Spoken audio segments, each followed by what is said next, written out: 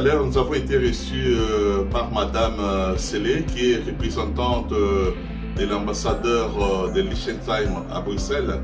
Nous avons pu aborder divers sujets relatifs à la coopération, à la vie des étudiants et étudiantes africains dans cette principauté qui est située entre l'Autriche et la Suisse. Je vous prie de suivre cette émission. Merci beaucoup.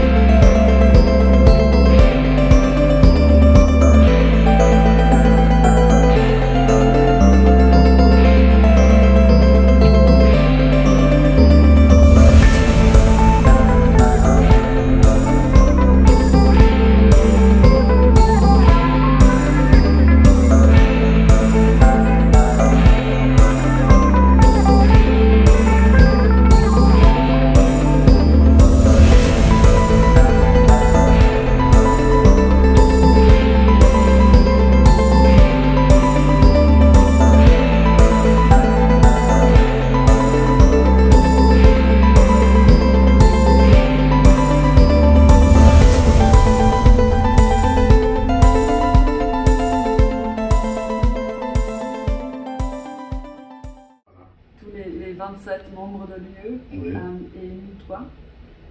Et comme ça, par exemple, dans l'Ukraine, on a aussi implémenté, nous, indépendamment, les sanctions qui ont été faites par l'UE. Même si on n'est pas membre là, et dans d'autres thèmes, on est très étroit avec Tout à fait. Ok, ça c'est déjà bien parce que c'est presque le monde entier qui condamne cette agression et puis l'usage des forces, c'est vraiment...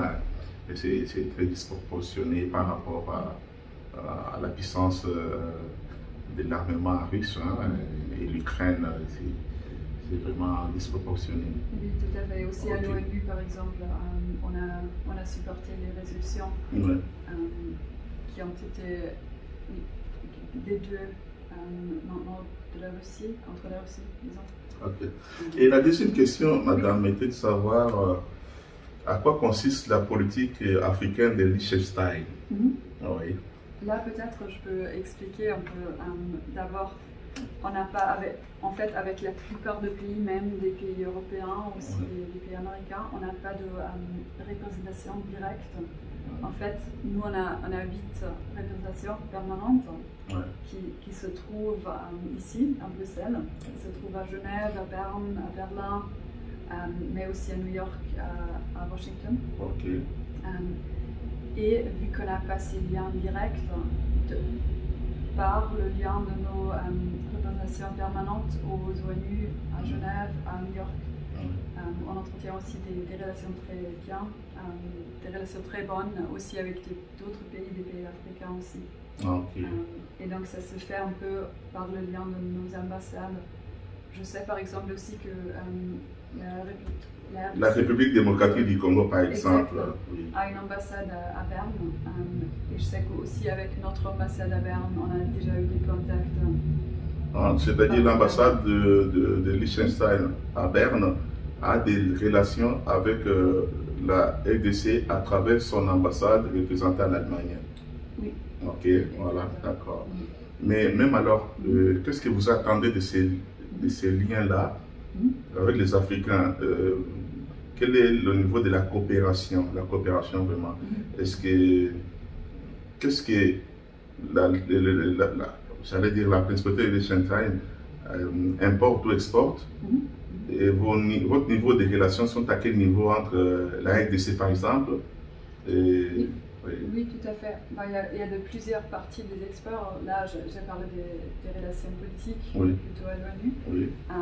Puis il y a il y a des relations économiques, mais import-export. Jusque-là, la plupart vraiment de nos exports vont au lieu, à l'Union européenne et restent en Europe. Puis les États-Unis sont aussi un exporteur, un pays d'export très important pour le Liechtenstein. Peut-être là, je peux aussi vous dire que nous, normalement, on a un secteur financier qui est important pour notre économie, mais en fait, le secteur le plus important pour notre économie, c'est l'industrie. Et là, c'est surtout de l'industrie qui font des produits de métal de haute qualité. Oui. Et là, je l'ai regardé en préparant ici. Oui. En fait, je dois vous dire que les taux d'export et import à l'Afrique ou de l'Afrique ne sont pas assez élevés. Oui. De l'autre côté, bien sûr, il y a des liens étroits de manière développement et aussi de l'aide humanitaire. Juste, en fait, il y a 2 semaines, notre ministère d'Affaires étrangères a été en Tanzanie, à visiter aussi les ministres de la Tanzanie, mais aussi à visiter des projets qui sont faits par le Liechtenstein Development Service depuis je pense même des décennies, des années, qui font beaucoup de projets, surtout en eco-ecology, matière technologique. Exact, technologie, mais aussi en agriculture biologique. Biologique, oui. Alors, vous êtes trop dans l'agriculture biologique, vous êtes contre les glyphosates, l'engrais chimique et consorts? Là, je ne dirais pas qu'on est... Je voulais juste vous parler un peu des projets que je connais qu'on supporte en Tanzanie qui se trouvent dans l'agriculture biologique. C'est pas à dire qu'on a une position très fixe. En écologie, non? En écologique ou seulement écologique ou pas du tout. C'est plutôt que là, c'est des projets qu'on supporte aussi avec des universités en Tanzanie. J'ai aussi regardé au DRC, au Congo, on a supporté plusieurs projets, surtout dans le secteur humanitaire, avec MEDER, avec UNICEF, mais aussi avec les Suisses, avec la direction du développement de la coopération suisse. C'est à travers ces organismes-là que vous agissez. Oui, par exemple, on fait soit dans ce que nous appelons de la coopération de développement direct, bilatérale. Là, il y a le Liechtenstein Development Service qui est vraiment sur place, qui directement fait ça. Dans quel pays africain vous êtes déjà intervenu, par exemple? Là, Tanzanie, je sais, est important. Je devrais le regarder. Mais je sais qu'ils ont un office aussi à Ghana, je veux dire. Au Ghana? Au Ghana, exact. Au Nigerie, je sais qu'il y a plusieurs. Et puis il y a aussi des projets, comme par exemple, je sais que vous aimeriez parler des bourses. Là, par exemple, il y a un projet qu'on supporte qui est présent en Éthiopie, qui est en Ghana, au Niger, au Bénin, donc qui est un peu international. Voilà, ça c'est. Mais il y a un pays qui offre beaucoup de potentialités aussi, que ce soit au niveau des ressources sous-sol, au niveau aussi au niveau humain, le capital humain, la RDC.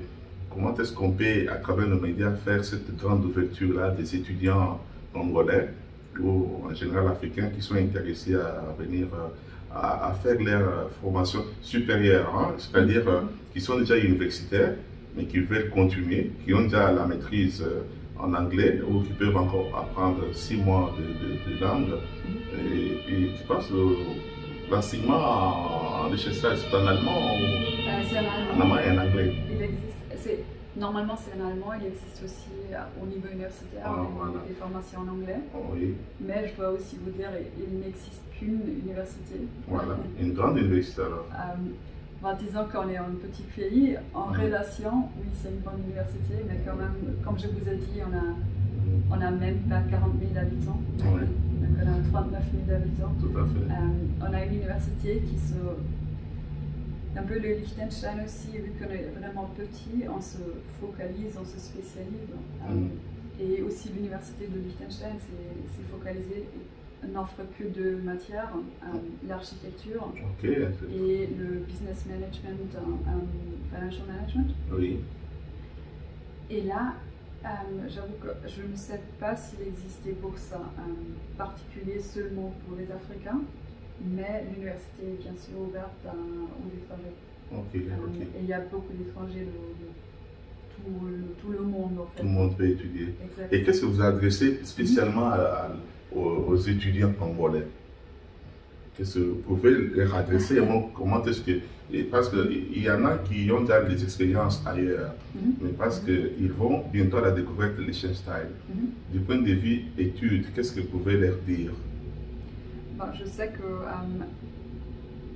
peut-être deux choses. Oui.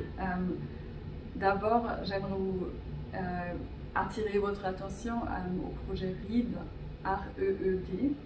C'est un projet en fait qui offre des bourses pour des étudiants. C'est un projet d'une ONG qui est supporté aussi par le Liechtenstein depuis... Oui, on peut avoir accès à les données de cette ONG, comme ça on va publier pour les étudiants qui peuvent accéder. Volontiers. Et ça offre des bourses pour étudier dans d'autres pays africains, mais c'est pour des études de master. Oui. Et puis je sais qu'il existe, comme je viens de vous dire, il existe une université au Liechtenstein. Là, normalement, c'est comme pour les autres universités dans le EEA, dans l'European Economic Voilà, l'espace économique, oui. Exactement. Okay. Et pour se renseigner des possibilités là, il faudrait se renseigner des possibilités d'étudier dans cette area. Ok, tout à fait. Enfin, la dernière question est celle de savoir du tourisme. Le tourisme, comment est-ce que le tourisme est organisé? Parce qu'on sait que c'est une principauté alémanique de 25 km de long entre l'Autriche et la Suisse. Il est connu pour ses châteaux médiévaux et puis son paysage alpin. Il y a beaucoup de paysages alpins là-bas et puis des villages reliés par un réseau de sentiers qu'on sort. Moi, j'ai été une fois. Ah oui, J'étais à Passemila. Vous étiez où exactement? À Vaduz? J'étais à Vaduz, la capitale Vaduz. Ah oui, oui, j'ai été une fois. C'était au printemps 2012. C'était merveilleux. Voilà, c'est cela que je m'avais donné l'appétit de venir vous aborder et qu'on puisse vraiment parler de ça. Et au besoin, pensez à faire un reportage cette fois-ci. Cette fois-là, j'étais en congé, je n'ai pas pensé à faire un reportage, mais j'envisage obtenir un financement pour tourner. Les 25 km, c'est rien, juste faire un reportage et tout un documentaire exclusivement pour les Liechtenstein. Ok. Bon, intéressant, je me réjouis de le voir dans le futur. Oui, voilà, je vous le promets. Pour le tourisme, tout à fait, c'est un pays, je dois le dire, je suis diplomate de Liechtenstein, mais c'est un pays magnifique, c'est vraiment, il y a beaucoup de beauté naturelle. Vous l'avez vu, mais ça se trouve vraiment, c'est vraiment un pays alpin, l'entier du pays se trouve dans les Alpes. En fait, il y a il y a le Rhin alpin, qui va atterrir pas exactement ici à Bruxelles, mais à Rotterdam, donc pas loin d'ici. Mais il est quand même différent chez nous. Puis il y a un peu deux régions, disons, du pays. Il y a la région où se trouvent la plupart des villages au Valais, au Val du Valais. Exact. Là, on a des musées d'art très célèbres. On est fiers de notre... Les villages en bas dans la vallée, c'est un peu aussi comme au Luxembourg, au Grand-Duché de Luxembourg. Oui, c'est un peu comme ça. C'est 11 villages en fait. On a 11 différents villages. 10 se trouvent au Val du Valais. Et puis il y a un village qui se trouve en haut. Et ce village a aussi une station de ski qui est aussi très populaire. C'est quand il neige. Oui, exactement. En hiver, il y a beaucoup de tourisme de ski. En été, il y a du tourisme qui viennent visiter les musées d'art, les musées d'histoire.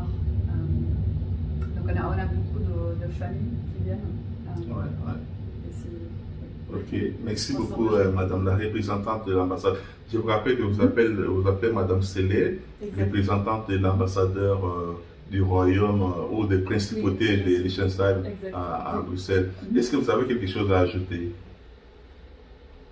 Je vous dirais la bienvenue quand vous retournez au Liechtenstein. Merci. Merci. Je pense qu'on a bien... j'espère que j'ai pu vous donner quelques informations pour Liechtenstein. J'ai aussi pris juste quelques brochures pour vous apprendre. Ça c'est vivre de moments précis. Exactement. C'est très important ça. Ce sont les brochures qui concernent en général le Liechtenstein. Voilà, au vaisseau. Je pense que c'est très intéressant. Avec les étudiants africains congolais, angolais, nous aurons le temps d'en aborder après ma visite touristique ou un reportage documentaire au Liechtenstein. Merci beaucoup, madame, de t'avoir reçu. Alors, chers abonnés, je sais que vous avez été nombreux à suivre cette émission. Merci beaucoup et à la prochaine occasion. Au revoir.